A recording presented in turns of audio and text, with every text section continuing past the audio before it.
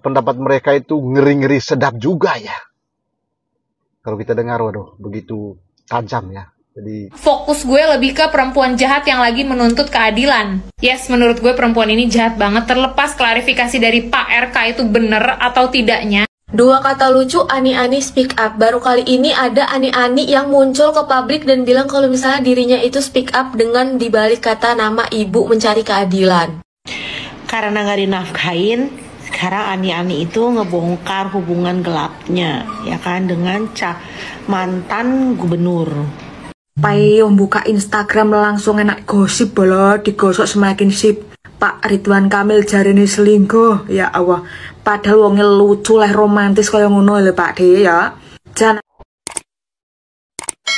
ya, kali ini saya coba menghadirkan beberapa video ya terkait dengan ya pendapat-pendapat para netizen sehubungan dengan kasus yang menerpa Pak RK ya, Pak Ridwan Kamil, mantan gubernur Jawa Barat yang saat ini sedang ramai dan viral sekali ya. Nah, ada begitu banyak komentar-komentar para netizen, pendapat-pendapat para netizen itu yang beredar di berbagai platform media sosial. Ya, banyak sekali. Ada yang membela Pak Ridwan Kamil, ada juga yang membela Lisa, pun sebaliknya ya. Ada yang menghujat Pak Ridwan Kamil, pun sebaliknya. Ada juga yang ya menghujat habis-habisan Lisa. Coba kita simak bersama seperti apa sih ya pandangan-pandangan para netizen, termasuk ocehan-ocehan mereka ya sehubungan dengan kasus yang menimpa Pak Ridwan Kamil dan ya selebgram Lisa. Ini videonya, kita saksikan bersama ya. Pasti udah pada lihat lah ya klarifikasinya Pak Ridwan Kamil mengenai yang lagi viral. Tapi sekarang fokus gue lebih ke perempuan jahat yang lagi menuntut keadilan. Yes, menurut gue perempuan ini jahat banget, terlepas klarifikasi dari Pak RK itu bener atau tidaknya, tapi lo adalah perebut laki orang. Dan sekarang dengan lantangnya lo meminta keadilan atas dasar lo seorang ibu yang pasang badan demi anaknya, dan secara tidak langsung lo meminta simpati dari masyarakat. Apakah lo nggak malu? Tolong ya, tolong banget untuk para stasiun TV dan juga para YouTuber, jangan ada yang ngundang si Enong-Enong ini buat masuk podcast. Jangan dikasih panggung, template-nya udah jelas, nanti datang ke podcast, nangis-nangis, dikasih tisu, aku tuh sebenarnya ini, aku tuh sebetulnya itu. Enggak, lo tetap pelakor. Ini kan lo speak up juga karena udah terlanjur belendung dan merasa ditinggalkan, takut tidak dipertanggungjawabkan. Coba aja lo nggak belendung, mungkin lo masih menikmati juga kan? So ya, intinya tidak ada yang namanya keadilan untuk pengganggu rumah tangga orang. Jangan dikasih panggung, jangan dikasih podcast, jangan tiba-tiba dijadiin BA. Kalau memang kalian adalah tim woman support woman, boleh silahkan kita support ke istri sah. Karena nggak dinafkahin, sekarang Ani-Ani itu ngebongkar hubungan gelapnya, ya kan, dengan mantan gubernur. Ya sebenarnya memperjuangkan hak anak itu bener, ya kan. Tapi kan sebenarnya lu udah tahu tuh resiko, ya kan. Lu udah tahu tuh resiko kalau jadi Ani-Ani gitu loh. Ya di mana-mana kalau itu laki sama istri sahnya aja nggak selingkuh, terus lu mau ngarepin apa? Ya kan, mengharapin apa?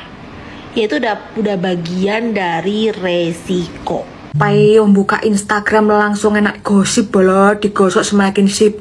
Pak Ridwan Kamil jarine selingkuh, ya Allah. Padahal wonge lucu lah, romantis kaya ngono lho Pak De ya. Jan aku ndak menyangka aku. Sungguh ku tidak menyangka aku. Iki klarifikasi atau Pak ya, iki ya Allah tenanan pora iki. Ya iki gawe pembelajaran wong lanang-lanang ning jaba kono ya, ndak usah dolanan nunuk ya. Nunuk menghancurkanmu ya, pemeneh nunuk kuwi nunuk ilegal. Iki ngene iki menghancurkan karirmu, jabatanmu yang kamu bangun susah payah dari nol putul.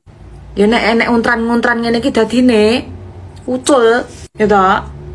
Wis angel iki urusane ngene iki. Wis perkara nunuk, bedadine kabeh kaya ancuk. Aduh. Gak usah pada bingung kalian kenapa selingkuhannya Pak RK bentukannya kayak gitu. Ketika nenek tadi bekerja dengan baik, tercantol lah ya kan. Jadi untuk istri sah banyak-banyak berdoa untuk suaminya agar terhindar dari mara bahaya nenek sihir tadi, ya kan? Jadi kan gak usah bertanya-tanya, kok bisa, kok mau sama si ini gitu. Neneknya bekerja dengan baik. Jadi kasus perselingkuhan yang lagi rame sekarang RK sama si L, aku tuh cuma mau menyoroti satu hal. Kok bisa ya istri sahnya ini tuh masih tetap tenang dan santai, nggak koar-koar. Padahal sebagai istri sah, beliau tuh punya hak untuk marah-marah, untuk mengungkapkan kekesalannya. Tapi beliau lebih memilih diam dan tenang untuk menanggapi semua ini. Salut banget sama istri sahnya karena beliau masih tetap bersinar dengan karir dan pendidikannya. Walaupun mungkin di belakangnya beliau juga kesel, pengen marah, pengen teriak-teriak. Tapi menurut aku dengan cara seperti ini udah bener banget. Dan aku juga belajar satu hal, kita nggak perlu buang-buang energi cuma buat orang yang mau nyakitin kita. Walaupun kita juga belum tahu kebenaran tentang kasus ini, aku cuma bisa berdoa semoga permasalahan ini cepat selesai. Dan satu lagi, walaupun kita sudah menikah, sebagai perempuan kita tetap harus bisa berdiri di kaki kita sendiri. Buat jaga-jaga takut suami kita diambil pelakor atau... Ridwan Kamil, sumpah kalau ini bener ya, gue kecewa banget sama lu. Karena gue ngefans banget sama lu, cok. Dari dulu, anjir. Maksudnya... ini orang bener-bener lucu banget. Udah gitu romantis banget sama istrinya. Pokoknya bener-bener panutan banget. Tapi kenapa harus ada kasus kayak gini? Tadinya gue mencoba untuk berpikir gak mungkin seorang Ridwan Kamil kayak gini, gak mungkin. Tapi dia ada buktinya, cok. Itu orang ada buktinya, anjir. Kalau ini bener ya, sumpah gue gak kebayang betapa sakitnya si ibu cinta. Jangan ngomong masalah moral, ya. Dan kamu sendiri aja tidak bermoral. Dengan kamu melakukan hal ini, mengumbar-ngumbar di muka publik bahwa kamu adalah seorang yang menuntut hak anaknya, dan kamu tidak berpikir bagaimana nasib anak kamu, dipublish di mana-mana wajahnya. Mikir nggak? Bermoral nggak itu? Saya lebih mementingkan anakmu daripada mementingkan kamu. Paham? Saya sebagai perempuan tidak ada pembelaan dalam kasus ini. Aku pengen bilang bahwa aku sama sekali tidak tertarik untuk membela pihak perempuannya, karena ketika dia speak up seperti itu, yang hancur adalah keluarga inti dan orang-orang lain yang melihat sisi-sisi baik. Karena memang kan sisi buruk harusnya ditutupin, bukan diumbar-umbar. Pada kasus ini, banyak wartawan yang nanya aku, kalau ditanya aku dukung siapa, aku dukung Bapak. Gitu, aku nggak dibayar, cuman itu adalah opiniku. Karena sudahlah, dunia malam tahu kan, kenapa mesti harus diumbar? Emang nggak bisa chat lo? Ini menangin nominasi Gundik terkocak di tahun 2025 ini. Bisa-bisa dibilang gini, biarin dibilang Gundik, ani-ani, apalah, nggak peduli, sumpah. Nih, lu aja dibilang begitu nggak peduli lah, kenapa kita orang harus peduliin sama nasib lu? Terus dibilang lagi, BTW setelah tahu aku hamil, bener-bener susah dihubungin, bilang sibuk terus. Ya. Gimana rasanya jadi Gundik? Enak nggak dikabarin pas butuhnya doang? Mohon maaf nih, istri sahnya aja yang kadang ngehubungin suami sahnya itu suka susah.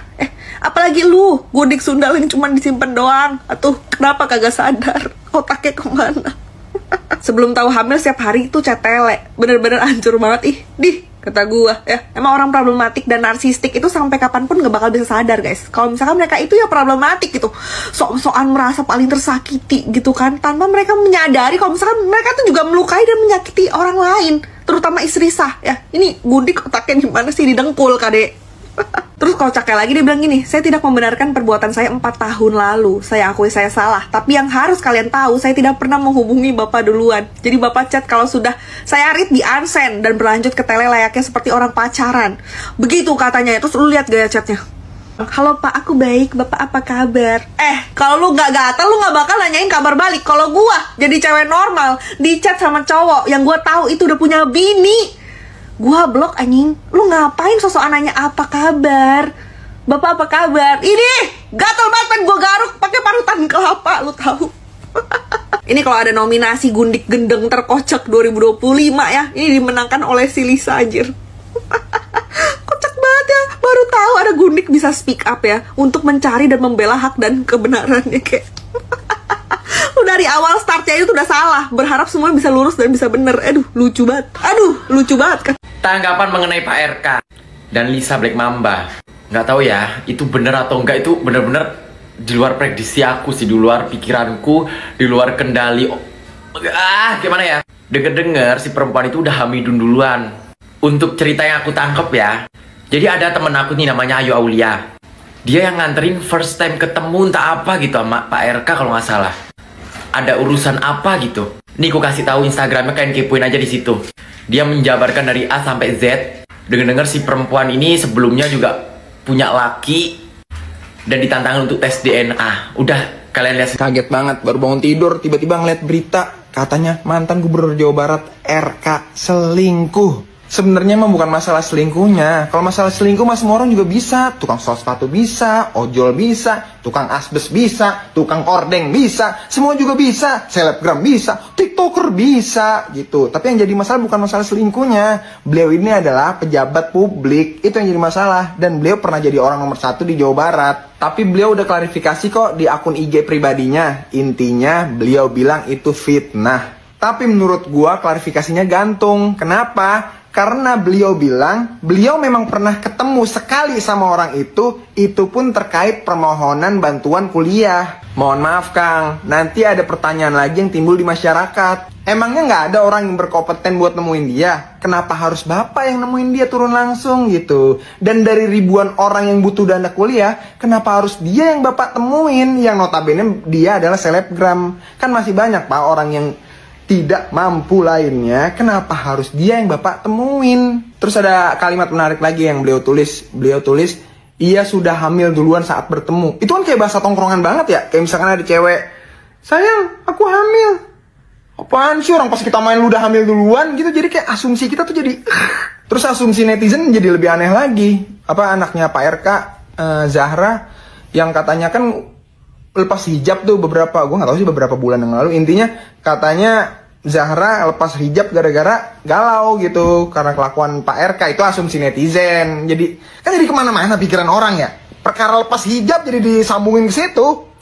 Intinya gue bikin konten kayak gini tuh biar pejabat publik pada melek gitu. Harus tahu bahwa sekarang rakyat kita itu udah kritis. Apapun bisa dipertanyakan gitu. Karena ente tahu kalau rakyat kita udah kritis, ayo dong berkomunikasi tuh yang jelas, jangan ngambang. Masa komunikasi gitu aja jadi ngambang kemana-mana gitu loh. Kita tuh udah mikir bro, ente dapet duit dari kita gitu maksudnya. Ya tetap aja ya, itu namanya asumsi. Karena nggak ada satupun bukti dari si cewek kalau Pak RK itu bener ngelakuin hal itu. Ya itulah beberapa pendapat para netizen tadi ya. Kalau Anda mendengar tadi itu, pendapat-pendapat mereka itu ngeri-ngeri sedap juga ya. Kalau kita dengar, waduh, begitu tajam ya. Jadi, ada yang mengeritik dengan sangat keras, ya kan? Bahkan, ya, sedikit menghujat ya.